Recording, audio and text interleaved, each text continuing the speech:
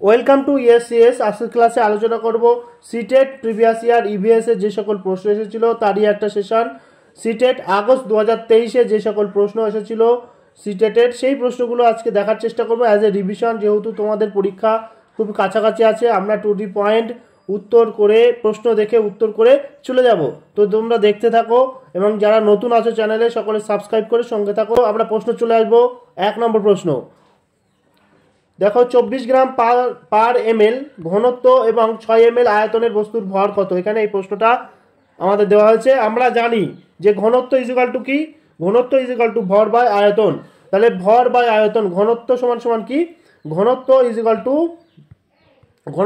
Two ভর by আয়তন। ভর বাই আয়তন,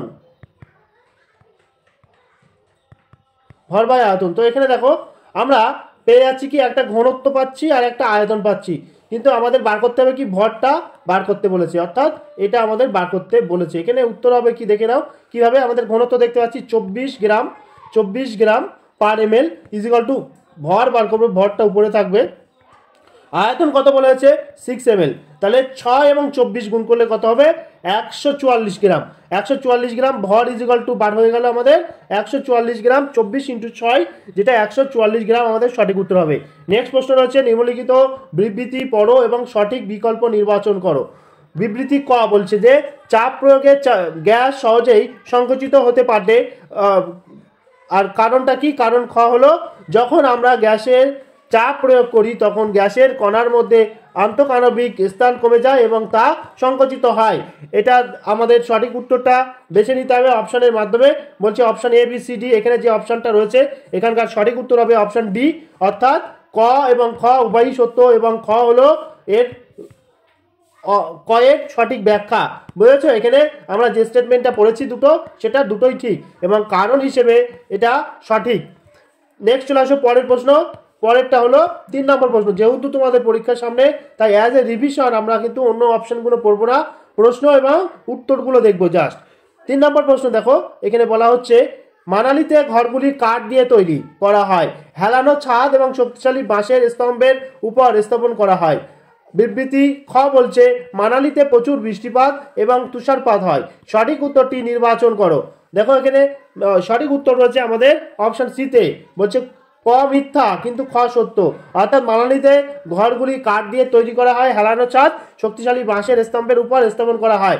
এটা এই স্টেটমেন্টটা ভুল আছে, আর এখানে খ যেটা রয়েছে সেটা হলো সঠিক। মানালিতে প্রচুর বৃষ্টিপাত হয় এবং তুষারপাত হয়। 4 নম্বর প্রশ্ন চলে আসো। দুটো স্তম্ভ দেওয়া আছে ক এবং খ, এই স্তম্ভ দুটো মেলাতে হবে। দেখো আমাদের এখানে সঠিক যে উত্তর আছে অপশন থেকে বেছে নেওয়ার চেষ্টা করব। দেখে নাও এখানে আমাদের সঠিক উত্তরটি হয়ে যাবে অপশন ডিতে। দেখো এর সঙ্গে 4 অর্থাৎ জিরা, ছোট কিন্তু সুগন্ধযুক্ত, জিরা সুগন্ধযুক্ত ছোট।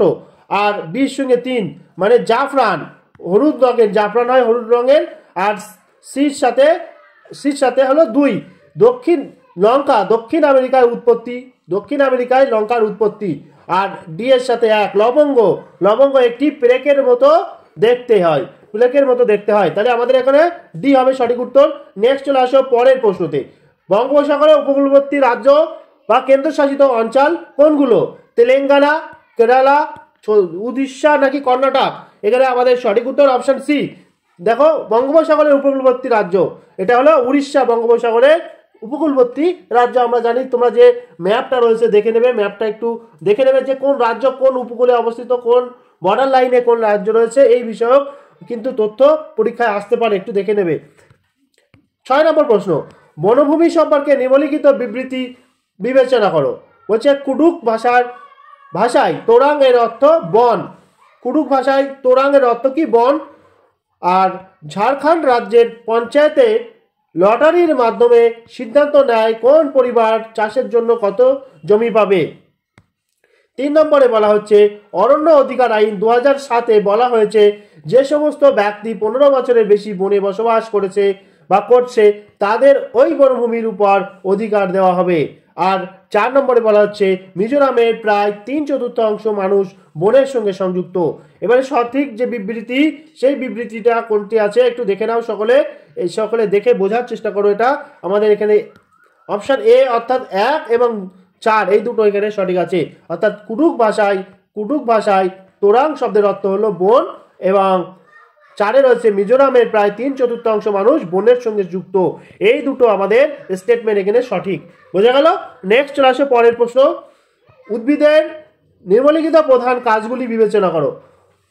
1 হলো খাদ্য উৎপাদন এবং সংরক্ষণ করা, 2 হলো উদ্ভিদকে শক্তি এবং অবলম্বন প্রদান করা, মূল থেকে উদ্ভিদের বিভিন্ন অংশে জল এবং খনিজ পরিবহন করা। আমাদের এখানে সঠিক উত্তর রয়েছে, দেখো অপশন এ তে রয়েছে সঠিক উত্তর 1, 2 এবং 3, অর্থাৎ খাদ্য উৎপাদন এবং সংরক্ষণ করা 2, মানে এখানে 3টি অপশন, 3টিই সঠিক উত্তর হবে। একটু দেখে নেবে তোমরা, হ্যাঁ সময় নিতে চাইছি না কারণ তোমাদের এক্সাম খুব সন্নিকটে। 8 নম্বর প্রশ্ন চলে আসো। ব্রোঞ্জ হলো একটি সংকর ধাতু যা নিম্নলিখিতগুলিকে গলিয়ে তৈরি করা হয়। ব্রোঞ্জ, তাহলে কি কি ব্রোঞ্জের যে সংকর ধাতু, সেই সংকর ধাতুগুলো কি কি? এখানে সঠিক উত্তর রয়েছে তোমার অপশন সি তে রয়েছে, দেখো সঠিক উত্তর অপশন সি, টিন এবং তামা। আমরা দেখেছি তামা এবং টিন মিশিয়ে ব্রোঞ্জ তৈরি হতো। আমরা জানি যে মানুষ প্রথম তামার ব্যবহার শুরু করে, মেটাল হিসেবে প্রথম মানুষ তামার ব্যবহার প্রথম শুরু করেছিল। আমরা দেখেছি তামা এবং টিনের সাথে মিশিয়ে ব্রোঞ্জ তৈরি করা শুরু হয়েছিল। তো আমাদের সঠিক উত্তর অপশন সি তে রয়েছে। নেক্সট চলে আসো পরের প্রশ্ন। নিচের বিবৃতি থেকে হাতি সম্পর্কে সঠিক বক্তব্য নির্বাচন করো। একটি 3 মাসের শাবক হাতির ওজন হয় 100 কেজি। একটি প্রাপ্তবয়স্ক হাতি দিনে প্রায় 200 কেজির বেশি গাছের ডালপালা খায়। হাতি খুব সামান্য বিশ্রাম নেয়, দিনে মাত্র 2 থেকে 4 ঘন্টা ঘুমায়। আর হাতিরা কাদা এবং জলের সঙ্গে খেলতে পছন্দ করে। তাহলে এখানে আমাদের সঠিক উত্তরটা বেছে নেব এই অপশানের মধ্য থেকে।